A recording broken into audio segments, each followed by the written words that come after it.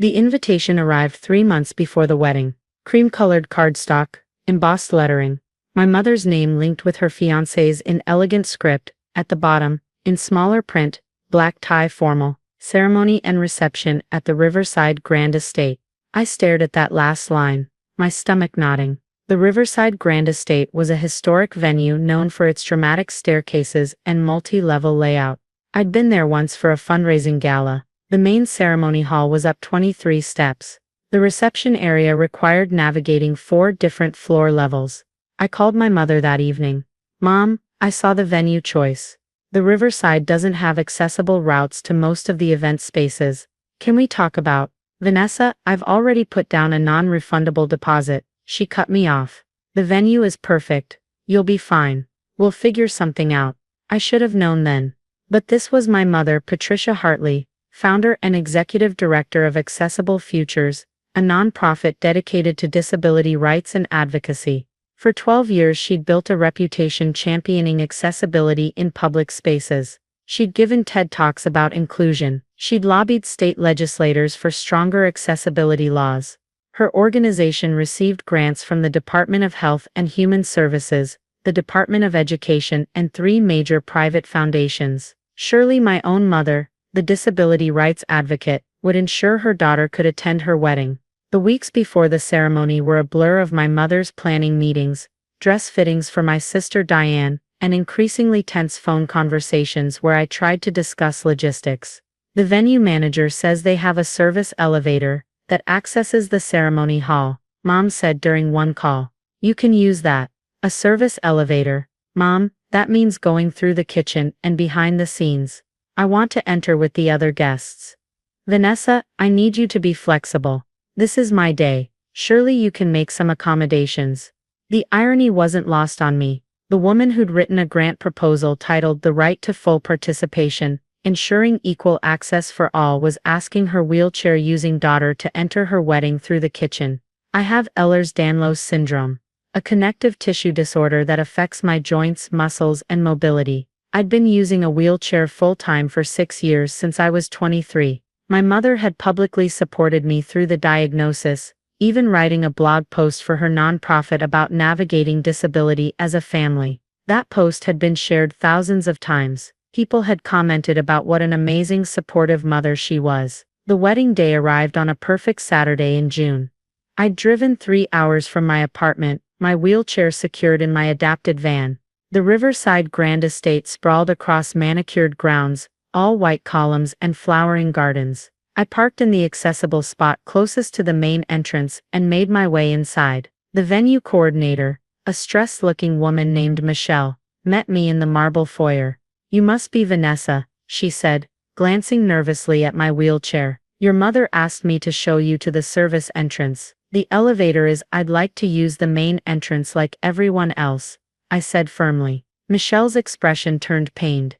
"The main entrance has the grand staircase. There's no ramp access to the ceremony level. Your mother was very specific about the photos she wanted on those stairs." Of course she was. I ended up waiting in a side room while other guests arrived, hearing their laughter and conversation echoing through the halls as they climbed those grand stairs. Through the doorway, I could see my mother's colleagues from Accessible Futures, the very people she worked with to fight for disability rights, walking past without a second thought about the accessible route. Finally, Michelle returned to escort me through the kitchen. Staff members cutting cake and arranging champagne flutes paused to stare as I wheeled through, following Michelle to the service elevator. It was freight-sized, smelling of cleaning chemicals. The ceremony hall was already filled when I emerged from the back entrance. I wheeled along the side wall to an empty space that had been left at the end of the back row. Not with family, not even close to the aisle. A spot clearly designated as where we'll put the wheelchair. My sister Diane was already seated in the front row with our aunt and uncle. She glanced back, saw me, and quickly looked away. The ceremony began. I watched my mother walk down the aisle in her ivory gown, radiant and smiling, surrounded by flowers and candlelight and 200 guests. She didn't look toward the back corner where I sat. The reception was worse. The cocktail hour took place in the garden, accessible enough, though the grass was soft and my wheels sank with every push. Then Michelle announced that dinner would be served in the main reception hall. up another flight of stairs. We've arranged for staff to carry you, Michelle said quietly, appearing at my side. Excuse me. Your mother requested that we have staff members available to carry you in your wheelchair upstairs. She said it would be faster than waiting for the elevator. I'm not being carried, I said, my face burning. I'll use the elevator. The service elevator is on the other side of the building. By the time you get there, use it and navigate the back hallways. Dinner will be half over. Your mother really wanted you present for the toasts. I wanted to leave. I should have left. But this was my mother's wedding, and some part of me still hoped that she'd remember I was there, that she'd make space for me. I took the service elevator again, arriving at the reception hall just as salads were being served. My assigned seat was at a table in the far back corner, partially hidden behind a decorative column. I sat with distant cousins I barely knew, and one of my mother's college friends, who spent the entire meal talking about her Pilates instructor. Then came the photos. The photographer had set up near the floor-to-ceiling windows, using the golden evening light. My mother and her new husband posed first, then called up family members. Diane and her husband, our aunt and uncle, my mother's parents, my grandparents, who walked over carefully, mindful of their ages. Immediate family now, the photographer called. Let's get mom with her daughters. I started to wheel forward. My mother's eyes locked on mine, and her expression hardened into something I'd never seen directed at me before. She walked over quickly, her smile fixed but her voice low and sharp. You're going to ruin the photos. What? The wheelchair. It's going to be in every picture. This is my wedding, Vanessa. These photos are going to be displayed in my home, shared with everyone. Can't you just stand up for a few pictures? The reception hall had gone quiet. Guests at nearby tables turned to look. Mom, I can't stand unassisted. You know that. You can stand with support. I've seen you do it. Hold on to Diane. Hold on to the window frame. I don't care. Just stand up for the family photos. My hands were shaking on my wheelchair's armrests. I use a wheelchair because I need it. You know this. You've given speeches about this exact kind of ableism. Don't lecture me about disability rights at my own wedding. My mother hissed. Either stand up for the photos or leave. I'm not having my wedding album ruined by a wheelchair in every shot. The words hit like a physical blow. Around us, guests had pulled out their phones. I could see screens lifted, recording. Patricia, maybe we should. Her new husband started. No, my mother cut him off. I have worked too hard for today to be perfect. I am not compromising my vision, because she won't make a simple accommodation. Mom, Diane said softly. Maybe we could do some photos with Vanessa seated and some standing. Stand up or leave. My mother repeated, her voice carrying across the silent reception hall. Those are your options, Vanessa. I couldn't speak, couldn't move, couldn't process that my mother who had built a career on disability advocacy, was calling my wheelchair an embarrassment at her wedding, in front of 200 people. That's when my uncle stepped forward. Come on, we'll help you out. Before I could protest, he and two of my cousins had gripped my wheelchair. They lifted me, chair and all, carrying me toward the exit. What are you doing? I managed. Your mother wants you out of the reception photos. My uncle said, we'll take you downstairs until the photos are done. They carried me out of the reception hall, past staring guests, past the photographer standing with his camera lowered. They carried me down a hallway, to another service elevator. There's a sitting room in the basement level. One of my cousins said, we'll take you there. You're removing me from my mother's wedding. I asked, disbelief making my voice shake. Just temporarily, my uncle said, until the photos are finished. Then you can come back up. The basement sitting room was clearly a storage area that had been hastily converted into a waiting space. Folded chairs lined one wall. The air smelled musty. They wheeled me in and left me there, closing the door behind them. I sat in the dim basement room, my mother's wedding reception happening 2 floors above me, and cried. I don't know how long I'd been there when my phone started buzzing. Text after text, notifications from social media, messages from friends. Is this video real? OMG, Vanessa, are you okay? Your mom really said this. I opened Twitter, now X, with trembling hands. The first video had already been viewed 47,000 times. It showed my mother clearly, in her wedding dress, saying the wheelchair. It's going to be in every picture. Either stand up for the photos or leave. I'm not having my wedding album ruined by a wheelchair in every shot. There were more videos, different angles of the same scene. My uncle and cousins carrying me out, close-ups of my face, as I was removed from the reception. Guests' shocked reactions. Someone had added text overlay. Disability rights advocate tells wheelchair-using daughter to stand up or leave at wedding. Another Patricia Hartley, founder of Accessible Futures nonprofit, has daughter removed from wedding reception. The videos were spreading faster than I could track. TikTok, Instagram, Facebook. Local news accounts were picking it up. Disability rights activists were commenting, sharing, expressing outrage. My phone rang, a number I didn't recognize. Miss Hartley, this is Catherine Chen, from the Department of Health and Human Services, Office for Civil Rights. I've been made aware of some concerning videos circulating online regarding an incident at a wedding earlier today. Can you confirm you're the individual in those videos? I confirmed it, my voice barely steady. Miss Hartley, I need to inform you that we're opening an investigation into Accessible Futures, the nonprofit organization run by Patricia Hartley. Your mother's organization receives significant federal funding, over $340,000 annually, from HHS alone. Those funds come with strict requirements about organizational practices and the personal conduct of leadership, particularly regarding compliance with the Americans with Disabilities Act and disability rights principles. An investigation. The videos show Ms. Hartley engaging in discriminatory behavior toward a disabled individual,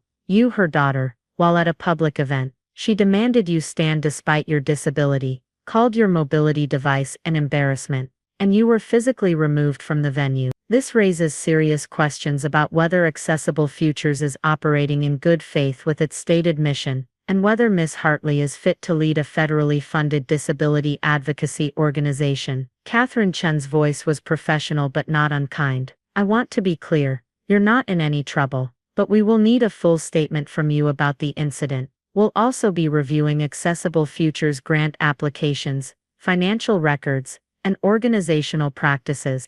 If we find evidence that Ms. Hartley misrepresented her organization's values, or that she's violated federal non-discrimination requirements, there will be consequences, ranging from funding suspension to criminal fraud charges. I gave her my statement over the phone, still sitting in that basement room. By the time we finished, the original video had been viewed over 200,000 times. The door opened. My mother stood there, still in her wedding dress, her makeup smudged from crying. Vanessa, please, you have to tell them to take down the videos. My phone won't stop ringing. The board chair from Accessible Futures just called. Our donors are threatening to pull funding. Please, this is all a misunderstanding.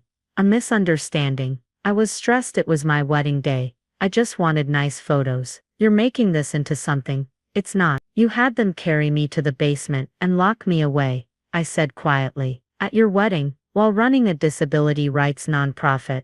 I run that nonprofit. I've dedicated my life to helping people with disabilities. One bad moment doesn't erase 12 years of advocacy. Mom, you discriminated against your own disabled daughter at your wedding while accepting government money to fight discrimination. Federal investigators are involved now. The videos show exactly who you are when it's inconvenient to practice what you preach. She left without another word. Over the next 3 weeks, the investigation unfolded publicly. The videos had gone so viral that mainstream media picked up the story. Disability rights organizations issued statements condemning my mother's actions. Her TED Talk was removed from the official platform. 3 major donors to Accessible Futures publicly withdrew their support. The Department of Health and Human Services suspended all federal funding to Accessible Futures pending the investigation's completion. The Department of Education followed suit. Without that funding, which represented 73% of the organization's annual budget, operations ground to a halt. The investigation revealed more than just the wedding incident. Grant applications where my mother had described Accessible Futures' commitment to centering disabled voices and experiences. Tax documents showing she paid herself $127,000 annually to run the nonprofit. Blog posts she'd written about fighting ableism, shared thousands of times, while privately telling me my wheelchair was an embarrassment. The Americans with Disabilities Act lawyers came next, not representing me, but investigating whether the Riverside Grand Estate had violated ADA requirements by not providing accessible routes to all public areas during an event. The venue settled quickly, agreeing to renovate and add proper accessibility features. My mother's nonprofit dissolved 4 months after the wedding. The board voted to shut down operations rather than try to rebuild with a tarnished reputation and no funding. My mother lost her job, her professional credibility, and most of her social circle. I received dozens of messages from people with disabilities, thanking me for exposing the hypocrisy. Several said they'd experienced similar treatment from family members, who claimed to be supportive, but refused to make actual accommodations. My mother tried to reach out several times. Emails about healing our relationship and moving past this. I didn't respond. Because the truth is, the wedding wasn't the beginning of her ableism. It was just the first time it was captured on video and shared widely enough that she faced consequences. The woman who built a career on disability advocacy couldn't handle having a disabled daughter at her wedding photos. That video showed the world what I'd been living with privately for 6 years. The disappointment in her eyes every time I used my wheelchair, the suggestions that I try harder to walk, the constant minimizing of my limitations. The federal government recovered $180,000 in misused grant funds. My mother's marriage ended within a year.